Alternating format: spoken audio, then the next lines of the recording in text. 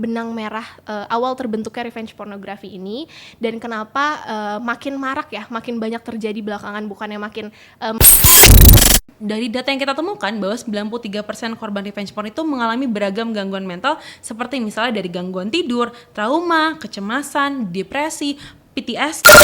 karena bisa berbeda ya, maksudnya kemampuan korban dalam menyampaikan apa yang harus disampaikan di muka pengadilan kayak gitu ya. Dan kita perlu lihat lagi, orang yang mengalami trauma nggak bisa ujuk-ujuk tiba-tiba kita suruh menyampaikan apa yang dialami dan apa dampaknya yang ada yang anggapan masyarakat dan juga di sekelilingnya, dia pada akhirnya merasa dirinya tuh salah banget gitu kan. Bahkan di tahap yang mungkin dia selain self-blaming juga self-harming. Mempertanyakan nilai. This is Low Dialectic.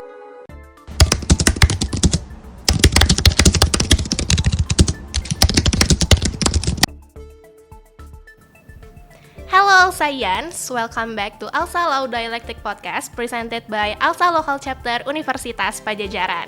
Alsa Low Dialectic Podcast merupakan podcast yang berisikan diskusi mengenai isu-isu hukum yang sedang hangat dibicarakan. Dan pada episode 14 kali ini tentu saja kita membawakan tema dan topik yang menarik banget buat ditilik dan bahas bersama, yaitu metode hukum Victim Impact Statement sebagai upaya perlindungan hukum bagi korban revenge pornografi dalam sistem hukum di Indonesia. Sebelumnya perkenalkan, aku Syafa Safira Cahya yang akan menemani kalian selama beberapa menit ke depan di podcast ini. Dan tentu saja di sini aku nggak sendirian karena aku udah ditemani sama narasumber kita yang luar biasa banget dan pastinya capable untuk diskusi bareng kita sore ini. Halo Ripka. Halo Syafa. Gimana kabarnya hari ini, Rip? Baik dong. Kalau Syafa gimana? Aku baik juga dan berarti kita udah siap nih ya buat mulai diskusi hari ini. Oke, jadi Ripka ini sekarang posisinya sebagai Kepala Departemen Bidang Advokasi Pemberdayaan Perempuan di BEM FH Unpad, dan di tahun lalu ya Ripka di 2023 juga Ripka diamanatkan sebagai Project Officer di program 16 hari anti kekerasan terhadap perempuan gitu. Mungkin kita langsung aja ya ngebahas tentang isunya soalnya menarik banget nih buat ditilik dan dibahas bareng. Jadi tadi aku udah sempat mention juga topik kita hari ini tuh mengenai revenge pornografi ya Ripka, dan kita sama-sama tahu kalau revenge porn ini udah nggak begitu asing di telinga masyarakat Indonesia. Kenapa nggak asing? Karena udah cukup sering terjadi gitu ya, udah banyak kasusnya dan jadi masyarakat tuh udah cukup tahu gitu tentang revenge pornografi ini. Tapi aku mau tahu mungkin dari Ripka sendiri, kira-kira gimana sih Rip benang merah awal terbentuknya revenge pornografi ini dan kenapa makin marak ya, makin banyak terjadi belakangan, bukannya makin menghilang terjadinya tapi justru makin sering gitu. Kira-kira kenapa ya Rip? Oke, sebenarnya kalau kita cari satu jawaban pastinya akan sulit ya. Tetapi kalau kita kategorisasi, sebenarnya revenge porn ini kan merupakan bagian dari KBGO atau kekerasan berbasis gender online. Yang artinya dalam perkembangannya dia melibatkan atau berkaitan dengan adanya perkembangan teknologi. Tadi sudah disebutkan adanya kemudian akses internet, adanya penggunaan media sosial yang masif dan tidak bertanggung jawab kadang-kadang. Terus juga ada fenomena globalisasi, dalam hal ini adanya pertukaran unsur, dan kita sedang mengalami fase di mana kita ini terbuka dengan kebudayaan dewasa sehingga pada akhirnya masyarakat ini merasa familiar atau bahkan mengalami adiksi dengan yang namanya konten pornografi. Kayak yang tadinya mungkin nggak ada ya di Indonesia. Benar. Belum masuk gitu loh. Dan buruknya lagi, dengan canggihnya teknologi, tadi non-consensual intimate image ini disebar dengan mudah dan cepat dan sulit sekali untuk dilacak perkembangannya gitu. Kalau membahas kenapa masif, sebenarnya gini, kan kita perlu paham dulu ya bahwa perempuan ini kan dikategorikan sebagai socially and biologically victims. Kenapa? Karena ya simple, kita hidup di budaya patriarki yang pada akhirnya menganggap bahwa perempuan ini sebagai objek seksualitas ataupun pelengkap gitu. Nah, terus yang kedua, kalau membahas akhirnya ada biologically victims, itu karena perempuan itu kan dianggap sebagai makhluk yang lemah, mudah menyerah, lemah fisik, sehingga pada akhirnya ada unsur kerentanan nih bagi perempuan itu sendiri untuk menjadi korban revenge porn. Terus yang kedua, biasanya korban ini kan tidak sembarang memberikan gambar atau videonya. Betul. Diberikan ke orang-orang terdekat. Nah, tetapi dengan adanya dinamika dalam hubungan, seringkali nih ada penyalahgunaan konsen yang diberikan, sehingga pada akhirnya dijadikan bentuk balas dendam. Bentuk balas dendamnya kenapa? Karena dengan dia menyebarluaskan tadi si gambar atau video tersebut, dia merasa bahwa dia punya otoritas atau kontrol kepada tubuh seorang korban, atau dalam hal ini biasanya perempuan. Jadi tujuan menyebarluaskannya gitu ya. Benar banget. Dan ada juga di kasus di mana gambarnya ini diambil secara paksa. Misalnya dia lagi dari servis laptop, servis handphone, atau macam-macam diambil dari orang terdekatnya dengan adanya paksaan. Jadi secara nggak sengaja gitu. Bener banget. Dan kalau kita bahas lebih lanjut kenapa lebih masif, karena itu tadi konten-kontennya susah untuk dilacak, dan perempuan sebagai objek seksualitas dan demand konten pornografi yang sampai saat ini masih sangat tinggi. Dan yang ketiga, adanya orang-orang yang tidak bertanggung jawab dan menyebarluaskan dari akun-akun anonymous karena dia merasa bahwa belum ada nih penegakan hukum yang Aman cukup. lah ya jadinya. Bener banget itu intinya. Oke. Jadi cukup panjang dan banyak nih tali benangnya kenapa sampai terbentuk revenge pornografi, terus makin banyak dan makin masif terjadi. Kalau aku highlight tadi juga sebenarnya terjadi perkembangan ya dari yang tadinya revenge pornografi ini kan dari orang-orang terdekat aja, tapi sekarang tuh ada juga yang mungkin sebenarnya orang asing atau orang yang nggak terlalu deket tapi kebetulan dapat dokumentasinya dan ada pergeseran tujuan, bukan cuma untuk penekanan kayak tadi yang Ripka bilang tapi buat komersial juga. Nah mungkin selanjutnya aku mau tahu juga sih, kan tadi kita udah membahas lah ya kalau makin banyak nih makin masif terjadinya. Kira-kira kalau dari Ripka sendiri ada nggak sih cara atau upaya-upaya ya mungkin yang bisa dilakukan untuk mengurangi atau bahkan menghilangkan revenge pornografi ini di tengah-tengah penggunaan sosmed tuh makin sangat-sangat gak terbatas ya, baik itu di kalangan tua, muda, bahkan anak-anak gitu, Rip. Jadi ada nggak sih upaya-upaya yang bisa dilaksanakan gitu? Oke, kalau upaya pastinya ada banget, tapi dalam prosesnya memang nggak mudah karena dibutuhkan kesadaran, kerjasama, dan usaha dari seluruh pihak dalam kalangan masyarakat. Kita nggak bisa bergantung kepada pemerintahan saja. Dalam hal ini masyarakat, pemerintahan melalui badan legislatif atau lembaga-lembaga lainnya, dan juga aparat penegak hukum harus saling bekerja sama. Dan juga dibutuhkan adanya penyempurnaan sistem dari infrastruktur dan maupun infrastruktur dalam aspek penegakan hukum siber. Karena perlu diakui bahwa saat ini memang sudah ada perlindungan payung hukum kepada korban revenge porn, akan tetapi memang masih butuh penyempurnaan. Selain itu, aturan-aturan yang begitu rinci dan sudah disediakan harus diberbarengi dengan adanya ketegasan dari sistem hukum, sehingga nantinya tidak akan muncul lagi korban-korban baru karena pelaku tidak pernah merasakan efek jera dari tindakan-tindakan sebelumnya. Selain itu, aparat penegak hukum juga harus mendapatkan pelatihan karena dalam menangani revenge porn ini tentunya berbeda dengan bagaimana penanganan tindak pidana pada umumnya. Karena dalam penanganan revenge porn, APH ini adalah orang yang berhadapan langsung dengan si korban maupun sebagai ujung tombak dalam penanganannya. Jadi gitu. perannya lebih besar lah ya di sini. Benar. Dan dalam bentuk konkret sebenarnya pemerintah juga bisa nih mendorong upaya kerjasama dengan platform-platform media sosial sehingga pada akhirnya gimana caranya ada mekanisme-mekanisme yang bisa ditempuh dalam mengatasi konten-konten pornografi. Karena itu kunci utama juga ya. Benar. Maksudnya di revenge pornografi kan diaksesnya di mana ya, di sosial media dan di semua tempat-tempat itu kayak gitu kan. Oke, jadi untuk upaya-upayanya sebenarnya banyak ya yang bisa dilakukan dan mungkin bisa diusahakan gitu. Tapi di sini kembali lagi ke bagaimana peran pihak-pihak yang harusnya ikut membantu untuk mengurangi dan bahkan menghilangkan ya sebenarnya revenge pornografi ini dalam penggunaan sosial media kita kayak gitu. Nah, dari semua yang udah kita bahas tadi, sebenarnya ada satu poin penting yang kita perlu tahu lagi ya tentang revenge pornografi ini, terutama bagian dampak atau akibat yang menimpa korban dari revenge pornografi. Nah, kurang lebihnya dampak-dampak apa aja sih dari korban yang mungkin menjadi sebenarnya kan dia yang paling terdampak ya kalau dalam revenge pornografi ini, selain pelaku yang mungkin nantinya akan diproses dalam hukum, tapi dari sisi korban itu sendiri kayak gimana ya? Kalau kita membahas dampak revenge porn ini tentunya sangat masif, terutama bagi korban. Dampak yang dialami itu nggak sama, beda-beda di setiap cases dan tingkatannya juga berbeda-beda.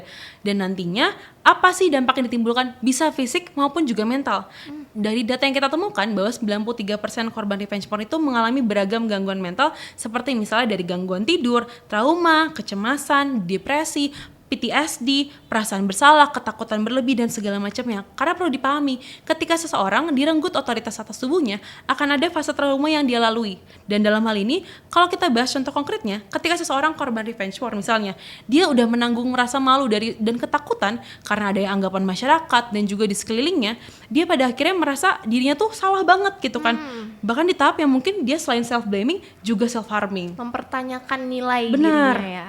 Jadi kalau yang aku tangkap sebenarnya efeknya tuh kalau orang-orang pikir mungkin ke diri sendiri doang sebagai korban. Tapi di sini kalau dari yang Ripka jelasin, aku nangkep justru efek terhadap dirinya itu akan sangat berpengaruh juga ke sosialnya. Kayak tadi Ripka bilang kan, ketika dia mempertanyakan value dirinya, dia merasa dirinya jadi rendah misalnya ya seperti itu.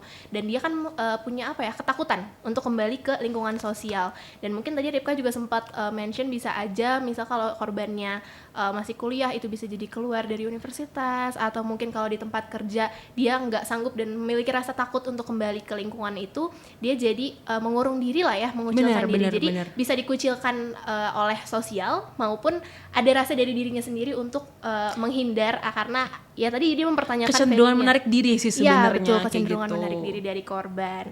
Oke, dari yang udah kita bahas, berarti kan kita sama-sama tahu ya kalau revenge porn ini sekarang masih sangat banyak terjadi di Indonesia, masih sering berulang dan masih banyak korban-korban yang timbul dari revenge pornografi ini. Mungkin yang kita perlu tahu di sini dari hal itu sudah sejauh mana sih regulasi hukum lah ya di negara kita di Indonesia yang mengatur tentang revenge pornografi, baik itu terhadap korban, karena kan tadi kita banyak membahas tentang sisi korban ya, itu entah dampaknya ataupun hal-hal lainnya, maupun terhadap pelaku kayak gitu. Jadi di regulasi hukum negara kita sudah sejauh apa sih? Oke, secara idenya kita perlu mengapresiasi bahwa negara ini sudah menyebutkan dalam Undang-Undang Dasar yaitu Undang-Undang Dasar bukan. Dasar dari hukum yaitu hak asasi manusia dalam Undang-Undang Nomor 39 bahwa dia mengakui bahwa setiap warga negara ini berhak untuk hidup bebas dari rasa takut dan ancaman. Namun secara lanjutnya ini ditegaskan dalam sistem hukum pidana kita. Misalnya kita ngomongin di KUHP juga pasti sudah ada aturannya. Terus kalau kita ngomongin mekanisme dari kekerasan seksual berbasis gender online, ini dalam konteksnya kan berarti ada transaksi elektronik gitu ya. Iya. Ada di UU ITE juga. UU ITE lah ya. Misalnya sekarang. di pasal 27 itu menjelaskan bahwa ya intinya orang yang dengan sengaja atau tanpa hak mendistribusikan dan atau mentransmisikan dan atau membuat dapat diaksesnya informasi elektronik dan atau dokumen elektronik yang memiliki muatan yang melanggar kesusilaan. Itu disebutin tuh dalam UU ITE. Atau juga ada Undang-Undang Nomor 12 Tahun 2022 tentang tindak pidana kekerasan seksual. Yang ini spesifik mengatur bahwa disebutin nih kalau si revenge porn ini disebutin sebagai salah satu bentuk kekerasan seksual berbasis elektronik, benar di pasal 4-nya. Dan di situ juga dijelasin bentuk-bentuknya apa aja sih, ada 3. Nanti mungkin teman-teman bisa saling lihat kali ya. Ada yang melakukan ada yang melakukan perekaman dan mengambil gambar tanpa kehendak dan segala macam, atau proses mentransmisikannya juga dikategorikan, atau melakukan penguntitan dan pelacakan dengan menggunakan sistem elektronik juga dikategorikan sebagai bentuk kekerasan seksual berbasis elektronik. Banyak lah pokoknya penjelasannya.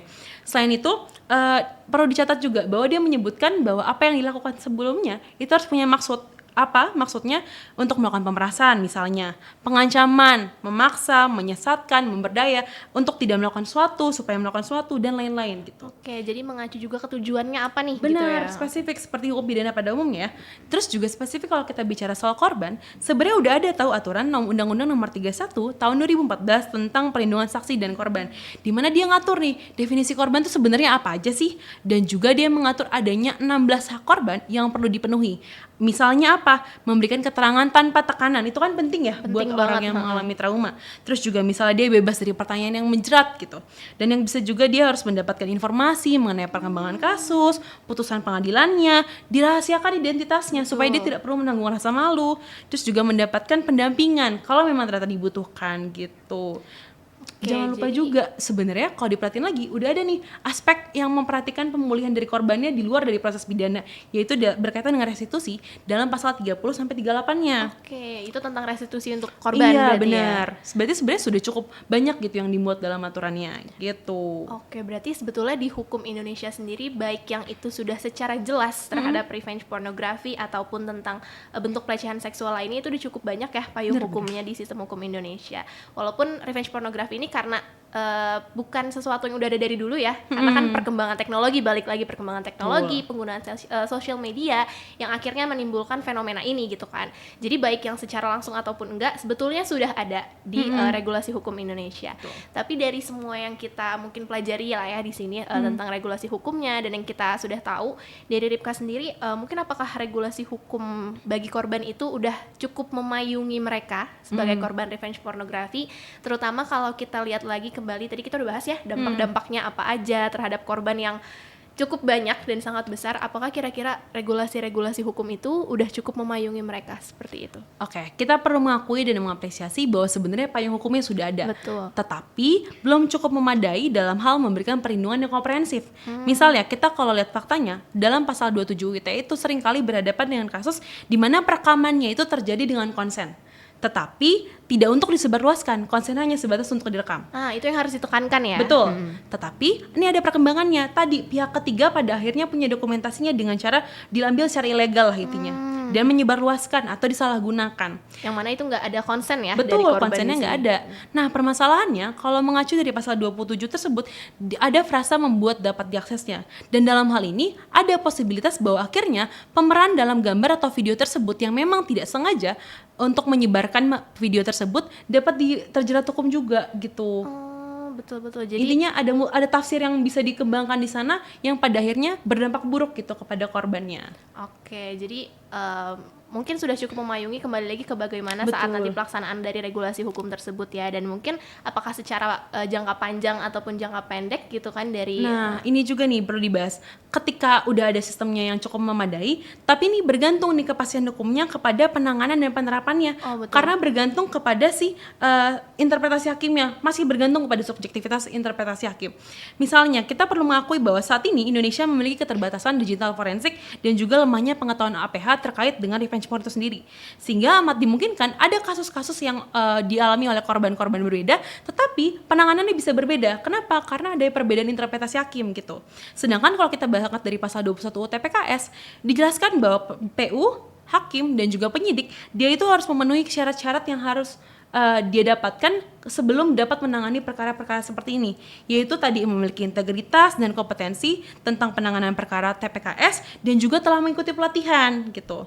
Tapi ya kalau dilihat dari perkembangannya sebenarnya kan belum banyak gitu yang dapat pelatihan-pelatihan tersebut. Iya, belum merata lah ya. Sedangkan Betul. kasus-kasus revenge pornografinya semakin banyak terjadi, tapi kemampuan di kita apakah sudah cukup untuk memayungi korban dengan regulasi-regulasi hukum itu, mungkin itu yang masih perlu diperbaiki lagi ya. Benar, karena kan kalau kita lihat lagi ya sebenarnya kalau aturannya bagus tapi penerapannya bermasalah karena misalnya kurangnya peraturan pelaksana dan juga tidak didukung dengan hukum acara yang melengkap memadai, pada akhirnya kan akan menemukan hambatan juga. Betul. Terus gimana juga standarisasi perlindungan yang sama kayak yang tadi udah disebutin di daerah-daerah bisa nggak sih diberikan perlakuan yang sama dengan apa yang terjadi di pemerintahan pusat gitu?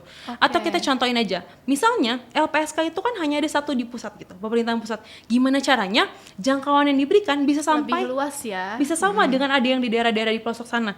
Sedangkan itu yang kita jaminkan dalam undang-undang tersebut kan. Oke. Gitu. Dan kalaupun ada lembaga-lembaga yang pada akhirnya memang harus bekerja sama, diperlukan lagi nih SOP yang pada akhirnya memang mengikat bahwa setiap lembaga ini mengemban tanggung jawab tertentu gitu. Oke, betul. Berarti dari yang tadi Ripka bilang sebetulnya kalau kita nggak bisa menilai lah ya apakah kita itu sudah cukup memayungi korban atau tidak, karena kembali lagi banyak faktor-faktor dan unsur penentu untuk menjalankan perlindungan terhadap korban itu dalam sistem hukum kita kayak gitu. Nah, Ripka, sekarang kita mau masuk ke topik dan tema yang utama yang mana aku udah sebutkan di awal metodenya gitu kan. Nah, kita mau ke inti pembahasan yaitu mengenai metode victim impact statement nih Ripka. Di sini metode hukum ini tuh udah cukup dikenal dan digunakan di beberapa negara maju kayak Amerika Serikat, Belanda, Australia, dan mungkin ada beberapa negara lainnya yang juga udah menerapkan metode hukum ini seperti itu. Nah, mungkin kita bisa mengutip dari The Commonwealth Director of Public Prosecutions, victim impact statement itu merupakan salah satu metode hukum yang memberikan kesempatan kepada korban maupun keluarganya untuk memberikan pernyataan, baik itu secara lisan maupun secara tertulis kepada hakim. Di sini kepada hakim di pengadilan. Dan itu apa yang disampaikan di sini yaitu mengenai rincian dampak atau kerugian yang diderita oleh korban, baik itu secara fisik, emosional, psikologis, hingga finansial atas suatu pelanggaran tindak pidana yang terjadi terhadap korban kayak gitu kan. Nah, di sini metode ini tuh kan tujuannya untuk memberitahu pengadilan ya Ripka, tentang apa ya, memberitahu pengadilan secara pasti mengenai apa aja sih dan bagaimana sih pelanggaran tersebut itu memberikan dampak gitu kan terhadap korban. Dan ini di sini juga mungkin bisa diwakilkan oleh keluarga seperti itu ya. Nah, kalau kita tadi secara singkat mungkin ya, ini kita belum membahas secara lebih dalam tentang victim impact statement. Tapi di metode hukum ini menurut Ripka pribadi, apakah dirasa perlu atau apakah dirasa bisa untuk kita terapkan di metode hukum Indonesia? Yang mungkin kalau tadi kan kita udah ngebahas nih yang udah diterapkan di Indonesia apa aja. Nah, sekarang kita ngelihat apakah metode hukum ini dirasa perlu gitu atau bisa diterapkan dalam hukum dalam sistem hukum kita kayak gitu, Ripka. Kita breakdown dulu kali ya, pro dan cons dari penerapan VIS ini. Oke, penting banget tuh karena pasti ada pro dan kontranya ya. Betul, untuk kita lihat diterapkan. pro-nya dulu. Tentunya ini dalam hal penerapan VIS ini, pada akhirnya korban itu kan menjadi komponen penting dalam SPP. Betul. Karena dia berperan aktif dan diberikan kesempatan untuk pada akhirnya didengar sudut pandangnya. Secara langsung ya. di Secara sini. langsung, betul. Karena perlu diperhatikan juga korban suatu tindak pidana dimungkinkan menyampaikan pendapatnya kepada hakim, tadi yang sudah disebutkan. Betul. Dan it's a good thing. Kenapa? Karena dalam perspektif ilmu viktimologi, sebagai ilmu bantu pidana, ketika korban hanya berperan sebagai sebatas saksi dalam persidangan dan persidangan hanya menitikberatkan kepada pelaku, di situ kan jatuhnya dia dijadikan outsider ya. Betul. Dan gimana juga itu merupakan bentuk pengabaian karena korban di sini bukan menjadi center dari persidangan itu. Dia hanya sebagai pelengkap, dan gimana pun juga itu bisa dikategorikan sebagai victimisasi sekunder sebenarnya. Ya betul sih. Reaksi SPP-nya itu gimana, itu bisa dikategorikan sebagai bentuk victimisasi sekunder. Karena kan variatif ya. Betul, treatmentnya seperti apa gitu. Itu ada banyak kemungkinan pada akhirnya korban mengalami victimisasi sekunder dalam prosesnya. Itu penting banget diperhatikan Betul. untuk diterapkan. Dan yang kedua, membantu hakim, kalau kita lihat prosesnya yang lain adalah tentunya hakim akan sangat terbantu memahami kompleksitas dari konsekuensi, dampak jangka panjang, terutama bagi korban yang mungkin nggak kelihatan secara fisik cuma dari hasil visum yang dilampirkan gitu. Iya. Sehingga hakim nanti dapat mempertimbangkan kebutuhan-kebutuhan dan keadilan seperti apa yang sebenarnya dibutuhkan oleh korban. Bukan cuma sebatas pengetahuan umum saja. Iya, karena kan biasanya ya udah berdasarkan udah ada base-nya nih ya, yang diperlukan seperti ini gitu. Betul. Kan. Padahal kan bisa berbeda-beda Bisa kan beda tadi aku banget. bilang. Sedangkan kalau kita lihat konsnya nih, kan tadi prosesnya udah. Kita lihat konsnya. Ada kan kemungkinan bahwa pada akhirnya ketika dia menyampaikan VS itu membuka kembali nggak trauma yang lamanya. Betul sih, karena harus menceritakan Betul, secara langsung. mau diwakilkan mau apa, dia kan tetap harus retelling the Membuka story. kembali, Betul. betul. Dan yang kedua, kualitas VIS ini akan bergantung sekali dalam kesediaan dan kemampuan korbannya dalam menyampaikan apa yang dia ada di pengadilan gitu. Karena bisa berbeda ya, maksudnya kemampuan korban dalam menyampaikan apa yang harus disampaikan di muka pengadilan kayak gitu ya. Dan kita perlu lihat lagi, orang yang mengalami trauma nggak bisa ujuk-ujuk tiba-tiba kita suruh menyampaikan apa yang dia alami dan apa dampaknya yang dia telah lalui. Ya kan? Sebagian kecil yang bisa menyampaikan itu secara detail. Betul, Dan korban persis. dalam prosesnya perlu mengalami persiapan terlebih dahulu. Persiapannya itu bukan cuma hanya sebagai bentuk pemulihan setelah ada putusan, tetapi juga dalam mengakomodir korban selama proses peradilan. Oke, Gitu. Sampai akhirnya ada restitusi. Dan yang kedua, gimana menyamaratakan dan menyiapkan kemampuan penegak hukum, terkhususnya dalam seluruh penjuru Nusantara. Gimana caranya agar SPP tadi yang aku bilang nggak menjadi faktor secondary victimization. Dan yang kedua, dibutuhkan ada namanya integrated criminal justice system yang bukan hanya sebagai substansial saja, tetapi juga sinkronisasi struktural juga. Oke, banyak lah tuh ya faktor-faktor. Betul, banyak pentingnya. banget. Dan nggak menutup kemungkinan juga pada akhirnya ada chance penyalahgunaan karena VIS ini dapat membuka potensi manipulasi emosi oleh korban ataupun pelaku yang pada akhirnya dapat mempengaruhi putusan hakim. Oke, karena itu sangat menjadi kunci ya Betul. untuk hakim menilai dan memberikan Berbeda putusan. ketika ini diterapkan di sistem juri. Kalau di sistem juri kan oke. keputusannya bukan hanya kepada satu subjektivitas hakim saja, bukan misalnya 3, tapi kan ada juri-juri yang pada akhirnya akan menjadi penentu dari VIS itu. Iya, Itu kan iya. berbeda. Berarti kuncinya ini kalau misalnya pun diterapkan di sistem juri kayak gitu ya. Karena kalau digantungkan kepada satu orang kan ada subjektivitas Oke, yang berperan di betul, sana. itu. Dan yang terakhir adalah dibutuhkan persiapan yang sangat matang. Kenapa? Karena tadi ini kan sistemnya masih baru, belum familiar, belum banyak negara yang menerapkan gitu. Gimana ke depannya metode ini bisa diterapkan gitu. Jadi penyiapannya untuk aparat penegak hukum dan unsur-unsur lainnya itu Betul. perlu banyak lah ya, panjang dan butuh proses. tenaga, butuh waktu, butuh uang, masih proses yang panjang gitu. Untuk penyempurnaan. Betul. Karena nggak cuma diterapkan aja ketika victim impact statement mau diterapkan, juga harus dilaksanakan secara sempurna agar tujuannya tercapai gitu Betul. ya. Nah, tapi kita bisa melihat nih ada opsi-opsi lainnya. Misalnya, kita mungkin bisa mengkaji VIS ini dalam penerapan konkret di SPP Indonesia. Kita bisa mengkaitkan bahwa VIS ini tahap pengadilan melalui sudut pandang JPU.